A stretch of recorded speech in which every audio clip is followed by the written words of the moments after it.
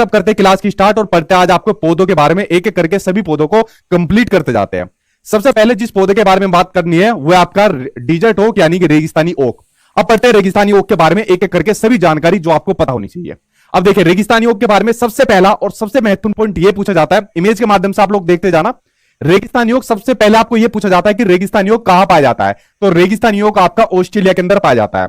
Examiner ने आज तक जितनी बार सीटेट के एग्जाम में क्वेश्चन दिया है सबसे ज्यादा यही गलत दिया है। कभी कह देता है ऑप्शन के अंदर अबू धाबी में पाया जाता है, कभी अफ्रीका में पाया जाता है। आपको हमेशा ध्यान रखना है जो रेगिस्तानी ओक जो आपका पेड़ पाया जाता है वो आपका ऑस्ट्रेलिया के अंदर पाया जाता है। कहां पर? ऑस्ट्रेलिया के अंदर आपका पेड़ पाया जाता है। उसके अलावा दूसरा पॉइंट यह बनता है जो रेगिस्तानी पेड़ है जो आपका, इसके अंदर पत्तियां बहुत कम होती है। इसके अंदर क्या होती है, आपके कांटे ज्यादा होते हैं। क्या होते हैं? कांटेदार जो है ये ज्यादा देखने को मिलता है, पत्तियां कम रहती है। कई बार आ चुका है ये वाली लाइन आपकी, ठीक है। जितने पॉइंट सामने आपको दिख रहे हैं ये सभी आपको एनसीईआरटी के अंदर दिए हुए हैं, ठीक। देखिए एक सिंपल सी बात जो मैं आपको कई बार कहता हूं, जब आप लोग अपने सीटेट का एग्जाम दे रहे हो तो रेगिस्तानी ओक के बारे में किसी भी टॉपिक के बारे में दुनिया भर की जानकारी है, बट जब आप लोग सीटेट के एग्जाम की तैयारी दे रहे हो तो आपको सिर्फ और सिर्फ वही जानकारी पढ़नी है जो आपके एनसीईआरटी की किताबों में दी हुई है, क्योंकि ये वो जानकारी जो एनसीईआरटी में दी हुई है, इससे बाहर पेपर आपके एग्जाम में नहीं पूछेगा रेगिस्तानी ओक के बारे में या किसी भी टॉपिक के बारे में, ठीक है। प्रीवियस ईयर के क्वेश्चन उठा के देख लेना, अगर इससे बाहर कई क्वेश्चन आपको देखने को मिल जाए तो मुझे बता देना, इससे बाहर आपको नहीं पूछेगा, ठीक है। तो दूसरा पॉइंट हो गया, इसके अंदर पत्तियां बहुत कम देखने को मिलती है। तीसरा पॉइंट आपको देखने को मिलता है कि इस वृक्ष की जो जड़ें होती है, ठीक है, इस वृक्ष की जो जड़ें होती है, इस पेड़ की जो जड़ें होती है, वो वृक्ष की जो ऊंचाई होती है उसकी लगभग 30 गुना गहराई तक कहां तक जाती है? नीचे जमीन के भीतर तक जाती है। आप लोग सोच सकते हो इस वृक्ष की जो ऊंचाई है, इसकी जो हाइट है, इसकी लगभग 30 गुना जो है ना नीचे तक इसकी जो है जड़ें तक जाती है, ठीक है। यानी नीचे जो जमीन के अंदर पानी तक रहता है वहां तक इसकी जड़ें पहुंच जाती है, किसकी? रेगिस्तानी ओक की जो जड़ें रहती है, ठीक है। अच्छा इसके अंदर एक पॉइंट रह गया, इसकी ऊंचाई सामान्य क्लास की दीवार के बराबर होती है। कई बार एग्जाम में पूछा गया है, एक बार जब आपका ऑफलाइन एग्जाम हुआ था उसमें ये ऑप्शन दिया गया था कि इसकी ऊंचाई जो सामान्य क्लास होती है, जैसे जिस क्लासरूम में मैं पढ़ा रहा हूं या जो आपका रूम होगा उसकी जो दीवार है लगभग उसी के बराबर इसकी हाइट होती है, या फिर इसको कह सकते हो लगभग 4 मीटर। ये आपका ऑफलाइन जो आपका पेपर हुआ था उसमें पूछा गया था एक बार, यह लगभग 4 मीटर आप लोग इसकी हाइट कह सकते हो, इस पेड़ की जो हाइट होती है, ठीक है। तो उसके बराबर इसकी क्या होती है? इस पेड़ की जो होती है उसकी ऊंचाई होती है, ठीक। ये पॉइंट आपको क्लियर हो गया, ठीक। ये थोड़ा मेरी नजरों से निकल गया था, तो ये पॉइंट आपका क्लियर हुआ। और इसकी ऊंचाई के लगभग 30 गुना नीचे गहराई तक इसकी कहा जाती है, इसकी जड़ें जाती है, तो जब तक वो पानी तक नीचे ना मिल जाए, ठीक है। ये पॉइंट क्लियर हुआ। यह पानी पेड़ के जो तना होता है, जो स्टीम होता है उसमें जमा रहता है, जो पानी नीचे तक रहता है। और अगला पॉइंट इसमें दिया हुआ है, जब कभी इस इलाके में पानी नहीं होता, यानी जहां पर ये पेड़ रहता है और जब कभी वहां पर पानी की कमी रह जाती है तो वहां के लोग पाइप लेकर आते हैं और पाइप लेकर यहां पर इस तने में लगा देते हैं और इससे अपना पाइप लगाकर और पानी को निकाल लेते हैं और अपना काम चला लेते हैं, ठीक है। तो ये जितनी जानकारी थी रेगिस्तानी पेड़ के बारे में वो सभी मैंने आपको बता दी और सामने आपके स्क्रीन पर लिखी हुई है। अब देखो अगर आप कहोगे कि सर इसमें से मोस्ट इंपोर्टेंट बता दो क्या है, तो सभी मोस्ट इंपोर्टेंट है। सबसे ज्यादा एग्जाम में पूछा गया है एक तो ये कि ये आपका ऑस्ट्रेलिया में पाया जाता है, ठीक है। इसको घुमा फिरा के पूछता है। इसकी पत्तियां बहुत कम होती है, इसकी ऊंचाई सामान्य क्लास की दीवार के बराबर आती है। सेम लाइन आपके एग्जाम में कई बार पूछी गई है, 4 मीटर सिर्फ एक बार पूछा गया था आपके ऑफलाइन एग्जाम में। और इसकी वृक्ष की जड़ें वृक्ष की ऊंचाई के लगभग 30 गुना नीचे तक जाती है, ठीक है। ये जो ऊपर के 4 स्टेटमेंट है ये आज तक सबसे ज्यादा बार पूछे गए, बट आपको नीचे के 2 भी करने हैं। तो ये सारे पॉइंट वो थे जो आपके एनसीईआरटी के एग्जाम में अभी तक पूछे गए, ठीक है। आई होप आपके क्लियर हो गए होंगे, ठीक। आपके क्लियर हो गए होंगे सभी पॉइंट, ठीक है। तो ये हो गया आपका रेगिस्तानी ओक के बारे में सभी जानकारी। तो ये पेड़ आपका हो गया अब कंप्लीट। अब बढ़ते हैं आपके दूसरे वृक्ष, दूसरे पेड़ के बारे में या दूसरे प्लांट के बारे में, उसके ऊपर अब नजर डालते हैं।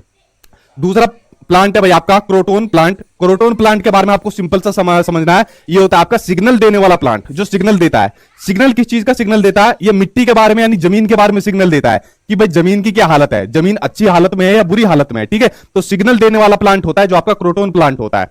तो ये क्या होता है बेसिकली, ये आपका जमीन के नीचे ज्यादा गहराई तक नहीं होता जो आपका क्रोटोन प्लांट है। अगर जमीन की हालत बेकार है, बंजर है, तो इसकी जो पत्तियां होती है वो भी सूखने लग जाती है। अगर तेरी हालत बेकार है तो तेरे गम में मैं भी सूख जाऊंगा, ठीक है। अगर तेरी हालत सही है तो मैं भी तंदुरुस्त हो जाऊंगा। तो कुछ इस तरीके का होता है आपका क्रोटोन प्लांट होता है। तो एक तरीके का सिग्नल होता है जो किसान होता है, फार्मर होता है, तो वो इससे अपनी जमीन का आइडिया लगा लेता है, ठीक है, क्रोटोन प्लांट से। अगर ये तंदुरुस्त होता है, ताजा होता है, भरा हुआ रहता है, तो लगा लेता है कि हाँ यार जमीन की हालत सही है। अगर ये सूख जाता है, इसकी पत्तियां सूख जाती है, तो किसान को आइडिया लग जाता है कि यार हाँ मतलब जमीन बंजर हो रही है या जमीन को उपजाऊ करने की जरूरत है। तो सिग्नल देने वाला ये आपका प्लांट होता है जो आपका क्रोटोन प्लांट है। ये आपको समझना है क्रोटोन प्लांट के बारे में, ये आपकी जानकारी होगी। तो 2 प्लांट आपके कंप्लीट हो गए। बढ़ते अब आपके नेक्स्ट प्लांट की ओर। अगला प्लांट आपका सीबीएसई वालों का बड़ा फेवरेट आपका प्लांट है जिसका नाम है आपका पिचर प्लांट यानी कि आपका निफेंथिस। तो पढ़ते अब आपके निफेंथिस के ऊपर, आपका निफेंथिस, ठीक है जी। टेलीग्राम मेरा सचिन एकेडमी के नाम से है, आप सर्च करो टेलीग्राम आपको मिल जाएगा। देखिए अब पढ़ते हैं आपका निफेंथिस के बारे में। देखो इसकी फोटो देख लो, निफेंथिस के बारे में घड़ी जैसा दिखता है, ठीक है। तो निफेंथिस के बारे में देख लो, किसका मुंह ऐसा दिखता होगा तो निफेंथिस के बारे में देखो। सबसे पहला पॉइंट ये आता है, जो निफेंथिस जो ये आपका प्लांट है, पौधा है, ये आपका अगर ऑल ओवर वर्ल्ड की बात करें, ठीक है, दूसरी कंट्री की बात करें तो आपका इंडोनेशिया में और आपका ऑस्ट्रेलिया में पाया जाता है। अगर भारत का परिप्रेक्ष्य की बात करें तो भारत के आपके मेघालय में पाया जाता है, ठीक है। कभी कभी सिंपल पूछा गया है कि भारत में कहां पाया जाता है, तो भारत में मेघालय में पाया जाता है। और अगर दूसरी कंट्री की बात करें तो आपका इंडोनेशिया और ऑस्ट्रेलिया में पाया जाता है। यहां तक क्लियर हुआ आपका। दूसरी बात, अब ये क्या है, ये पौधा जो होता है कीड़े मकोड़े और छोटे जीवों का शिकार करता है, ठीक है। अभी इसके बारे में करेंगे कि कैसे शिकार करता है। उसके अलावा अब देखो ये पौधा कैसा होता है लंबे घड़े जैसा दिखाई देता है। अब देखो कैसे दिख रहा है, लंबे घड़े जैसा दिख रहा है, नहीं दिख रहा है। ये देखो इस तरीके से इसकी आकृति है, इसकी शेप है, तो लंबे घड़े जैसा ये वाला पौधा दिख रहा है। अब देखो इसको शिकार करने का तरीका क्या होता है, मैं आपको दिखाता हूं।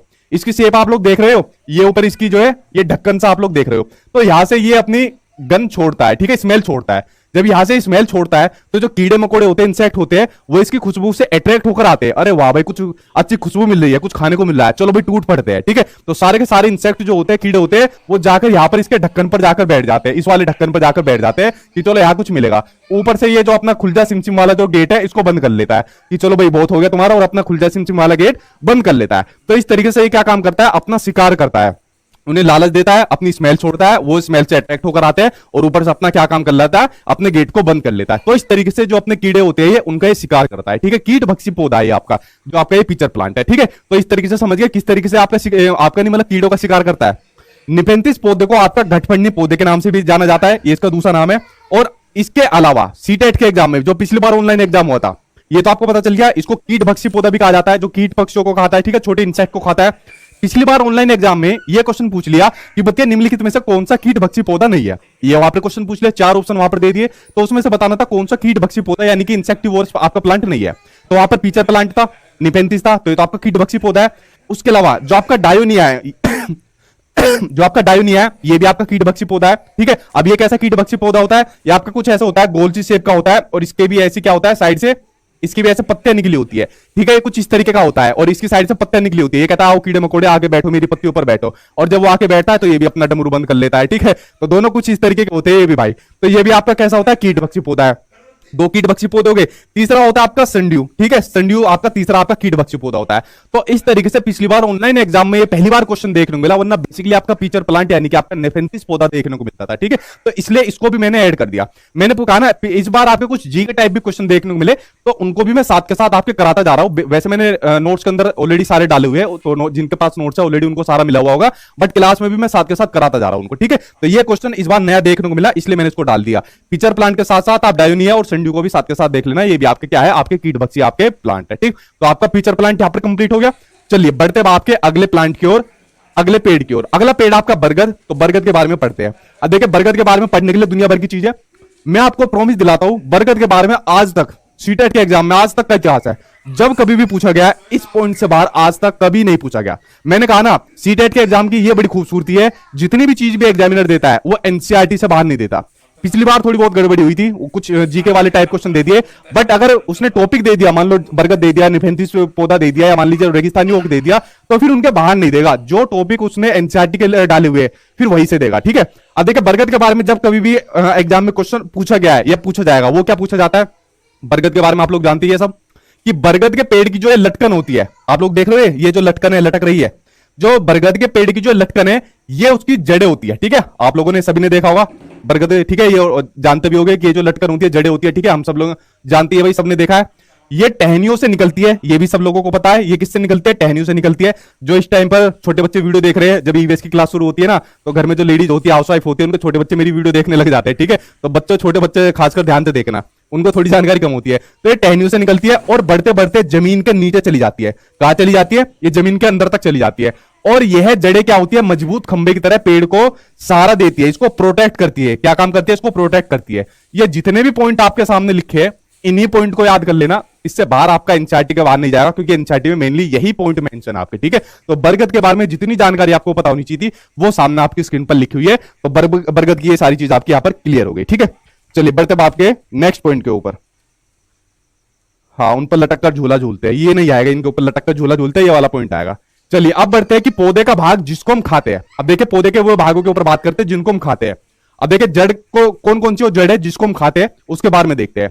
अब देखिए जड़ की मैंने आपको एक ट्रिक भी बताई थी कि जड़ को याद करने की क्या ट्रिक थी, आई होप आप लोग भूल गए होंगे। तो जड़ की क्या ट्रिक थी जो मैंने आपको बताई थी, बताओ क्या ट्रिक थी? मूली चूसेगा, ये तो बताई थी ना।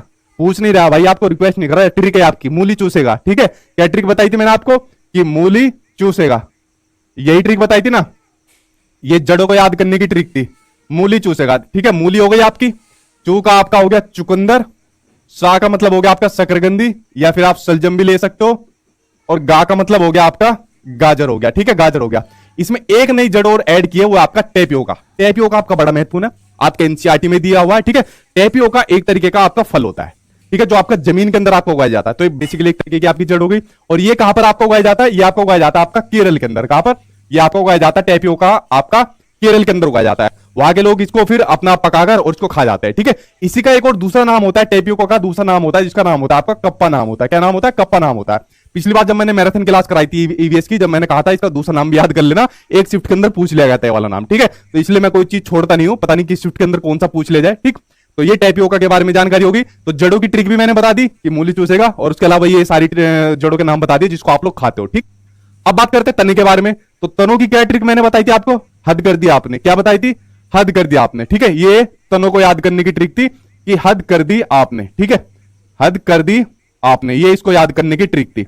अब हद कर दिया आपने की क्या थी? हद का मतलब हो गया आपका हल्दी, कर का मतलब हो गया आपका केसर, उसके अलावा दी का मतलब हो गया आपका अदरक, और आ का मतलब हो गया आपका आलू, और पा का मतलब हो गया आपका प्याज। ठीक है, यह हो गया आपका आलू, प्याज और अदरक, और कुछ इसके अंदर आपकी ऐड होगी जैसे आपका केसर वगैरह और हल्दी वगैरह।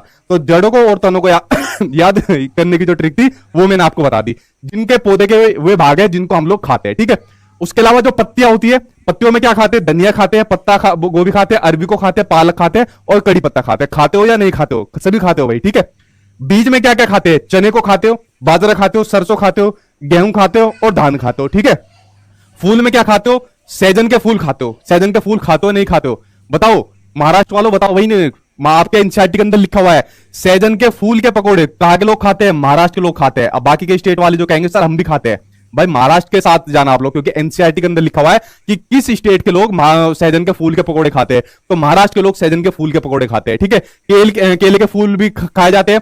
उसके अलावा कचनार की सब्जी कौन लोग खाते हैं? जो कचनार की सब्जी खाते हैं वो कहां के लोग खाते हैं? वो खाते हैं यूपी के लोग। कहां के? उत्तर प्रदेश के लोग कचनार की सब्जी खाते हैं। ये भी आपका एनसीईआरटी के अंदर लिखा हुआ है। ठीक है, ये लोग समझ गए।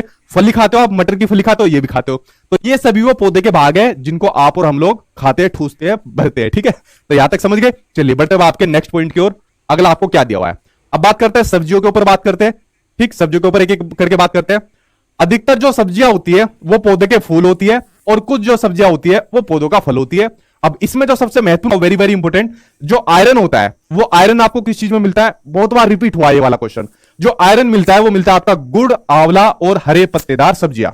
अब क्वेश्चन इसको घुमा फिरा के एग्जामिनर कैसे देता है कि एक मरीज या एक लड़की या एक लड़का डॉक्टर के पास गया, और डॉक्टर ने उसको क्या लिख कर दिया कि आपको अपनी डाइट के अंदर गुड़, आंवला और हरे पत्तेदार सब्जियां खानी चाहिए। तो उसको किस चीज की कमी है, उसको किस चीज का रोग है, वो आपको बताना है। ठीक है, तो वहां पर आपको क्लियर लिखा होगा ऑप्शन के अंदर कि उसको आयरन की कमी है, या उसको हीमोग्लोबिन की कमी है, या उसको एनीमिया का रोग है। ठीक है, जिसको हीमोग्लोबिन की कमी हो जाती है या जिसको एनीमिया का रोग हो जाता है, उसको क्या होता है? ब्लड कम हो जाता है, ये नाखून जो होते हैं वो पीले पड़ जाते हैं, आग उसकी पीली पड़ जाती है। तो उसको रिकमेंड किया जाता है कि भाई आप गुड़ खाइए, आंवला खाइए, हरे पत्तेदार सब्जियों का ज्यादा ज्यादा आप लोग सेवन करिए। ठीक है, तो ये चीज आपको ध्यान रखनी है, गुड़, आंवला और हरे पत्तेदार सब्जियों का, क्योंकि ये क्वेश्चन बहुत बार आपके सीटेट के एग्जाम में आपका रिपीट हुआ है। यहां तक आप लोग समझ गए। अब जब सब्जियों की बात कर रहे हैं तो वो सब्जियों के बारे में आप लोग जानिए जो विदेश से आई है। ठीक है, जिनको हम लोग खाते भी है उनके बारे में पता करिए जो विदेश से आई है। देखिए जो आपके एनसीईआरटी के अंदर मेंशन है, हरी मिर्च, टमाटर और आलू, ये कहां से आई है? ये आपका आया साउथ अमेरिका से। उसके अलावा गोभी और मटर, यह आया आपके यूरोप से। कॉफी बीन्स और आपकी भिंडी, या ये आपकी अफ्रीका से। उसके अलावा जो सोयाबीन आया है वो आया आपका चीन से। तो ये वो सब्जियां है जो आपकी विदेशों से आई है और जिनके नाम मैंने आपको बता दिया। यहां से एग्जामिनर कुछ भी आपसे पूछ सकता है कि फलानी सब्जी किस देश से आई है, तो मैंने आपको सारी बता दी कि कौन सी सब्जी आपकी कहां से आपकी पूछी गई। ठीक है, आई होप आपके यहां तक क्लियर हो गया। बढ़ते अब आपके अगले पॉइंट की ओर। देखिए अब यहां पर कुछ सब्जियों के नाम लिखे हुए हैं, कुछ सब्जी जल्दी खराब हो जाती है और कुछ सब्जियां लेट तक खराब हो जाती है। अब इनके ऊपर एक बार नजर डाल लेते हैं। अब महिलाओं को बहुत मजा आ रहा होगा, यहां पर कह रहे सर ये तो हमें पता है, ठीक है, कौन सी जल्दी खराब हो जाती है, लेट खराब हो जाती है। ठीक, अब देखो जो जल्दी खराब हो जाती है वो कौन कौन सी है? पालक जल्दी खराब हो जाता है, अगर आपने 2-4 दिन भी रख दिया फ्रिज के अंदर खराब हो जाएगा। केला आपका जल्दी खराब हो जाएगा, 2-4 दिन के बाद ही पिलपिला हो जाएगा, ठीक है, और हाथ में ऐसे टाइट पकड़ा गया बेकार, ठीक। फूल गोभी जल्दी खराब हो जाएगी, टमाटर, खीरा, अंगूर, और ये आपकी कई दिनों तक चलने वाली होती है, ठीक है। यहां तक आपका क्लियर हो गया। ये सभी वो पॉइंट थे जो आपके एनसीईआरटी के अंदर थे, जो मैंने आपके मेंशन कर दिए, ठीक। अब पढ़ते हैं हम घास के बारे में। अब देखिए घास के बारे में क्या जानकारी दी हुई है। अब क्या होगा सर, घास के बारे में पढ़ना है, बिल्कुल पढ़ना है भाई, जब आपके एनसीईआरटी के अंदर है। अब घास के बारे में देखिए क्या पॉइंट है कि घास का पौधा जितना जमीन के ऊपर होता है उससे कहीं ज्यादा वो जमीन के अंदर फैला होता है, ठीक है। जो घास का पौधा आप लोग देख रहे हो, घास की जड़ें बहुत मजबूत होती है, इन्हें खुरपी जो होती है, ठीक है, आपने देखा होगा खुरपी जो जिससे खोपते हैं, उससे खोपकर इसका निकाला जाता है, ठीक है। इसको आप लोग समझ गए। इसी के अंदर एक बड़ा महत्वपूर्ण पॉइंट आता है आपका, एक होता है आपका खरपतवार। खुरपी से समझ आ गया, एक आपका खरपतवार। अब देखिए खरपतवार के बारे में आई होप आप लोग सब जानते होंगे।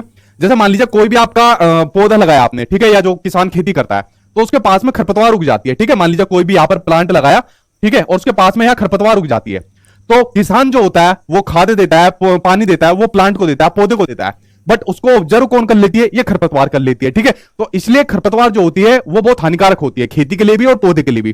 तो इसलिए खुरपी से इस खरपतवार को काटा जाना बहुत जरूरी है, वरना पूरी फसल का नाश कर देगी, पौधों का नाश कर देगी, ठीक है। तो ये खरपतवार कई बार सीटेट के एग्जाम में पूछी जा चुकी है, इसलिए इसको खुरपी से इसको काट देना चाहिए, ठीक है। ये बात आपको ध्यान रखनी है। तो ये घास के बारे में जानकारी होगी। अब देखिए, अब मैंने कहा ये कुछ नया क्वेश्चन था जो इस बार सीटेट के एग्जाम में ऑनलाइन पूछा गया। क्वेश्चन पूछा गया था ये वाला आपके एग्जाम में, एक सेकंड, ये सामने पूरा स्क्रीन पर पूरा ही ले लेता हूं मैं, कट तो नहीं रहा, देखो ये देखो, चारों मैंने सामने आपकी स्क्रीन पर ले दिए। ये अभी तक आपके सीटेट के एग्जाम में कभी नहीं पूछा गया। पिछली बार ऑनलाइन एग्जाम में एक यहां से एक टाइप पूछ लिया, बट मैंने चारों टाइप आपके सामने ले दिए। क्या पता किसी शिफ्ट के अंदर ये आपको पूछ लिया। क्वेश्चन आपके हाइड्रोफाइट, मेसोफाइट, आपके जीरोफाइट और आपके हेलोफाइट क्या होते हैं, इनके बारे एक बार नजर डाल लो, क्योंकि सिंपल सा क्वेश्चन ये पूछा गया था। जैसे मान लिया हाइड्रोफाइट क्या होता है, ये वो पौधे होते हैं जो बहुत अधिक जल के अंदर पाए जाते हैं, जैसे जो तालाब हो गया, जैसे नदियां होगी, उसके पास में जो पौधे उगते हैं वो आपके कौन से होते हैं, हाइड्रोफाइट होते हैं, ठीक है। सिंपल इतना आपके एग्जामिनर ने पिछली बार ऑनलाइन एग्जाम में पूछा था, बट मैं कोई रिस्क नहीं लेना चाहता, मैंने चारों टाइप लिख दिए जो बड़ी मेन होती है। तो चारों टाइप के ऊपर एक बार नजर डाली। जो मैंने कहा ना, जो कुछ नए क्वेश्चन ऐसे पूछे गए थे उनको मैं साथ के साथ कवर कराता जा रहा हूं, ठीक है। देखिए एक बार नजर डालिए। पहले बात करते हैं हाइड्रोफाइट की। तो हाइड्रोफाइट वे पौधे होते हैं जो कहां पाए जाते हैं, बहुत अधिक जल वाली जगह पर पाए जाते हैं, जैसे मैंने बताया तालाब हो गया, नदियां होगी। दूसरे होते हैं आपके मीजोफाइट। ये पौधे सामान्य स्तनों पर जो जगह होती है वहां पर पाए जाते हैं, ना ज्यादा आपकी गर्मी होती है ना ज्यादा ठंड होती है, वहां पर कौन से पाए जाते हैं, आपके मीजोफाइट पाए जाते हैं। जैसे जहां पर खेती वगैरह लोग करते हैं वहां पर आपके मीजोफाइट पाए जाते हैं। आपके जीरोफाइट कहां पर पाए जाते हैं, ये पाए जाते हैं आपके जहां पर टेम्परेचर बहुत ज्यादा होता है, जो मरुस्थलीय पौधे होते हैं वहां पर आपके जीरोफाइट आपको देखने को मिलते हैं, ठीक है। जैसे आपके कैक्टस वगैरह के पौधे, जैसे रेगिस्तानी जगह पर जो पाए जाते हैं वो आपके जीरोफाइट आपके पाए जाते हैं। हेलोफाइट कहां पर पाए जाते हैं, ये पौधे वो होते हैं जो आपके खारे जल वाली जगह पाए जाते हैं, यानी एक तरीके से जो आपके समुद्र के पास पाए जाते हैं, ठीक है, समुद्र के पास में आपके पाए जाते हैं, ठीक है। ये आपके होते हैं हेलोफाइट होते हैं। और सीटेट के एग्जाम में यही आपका पूछा गया था कि वो पौधे जो खारे जल वाली जगह में पाए जाते हैं वो कौन से होते हैं, वो होते आपके हेलोफाइट होते हैं। बट मैंने बाकी तीन को भी ले दिया। अब पता नहीं इनमें से कौन सा पूछा एग्जामिनर, तो आप लोग उनके आंसर लगा सकते हो, ठीक। तो यहां पर आपका कंप्लीट हो गया। बढ़ते बाप के अगले कुछ और इंपॉर्टेंट पॉइंट की ओर। चलो आगे बढ़ते हैं।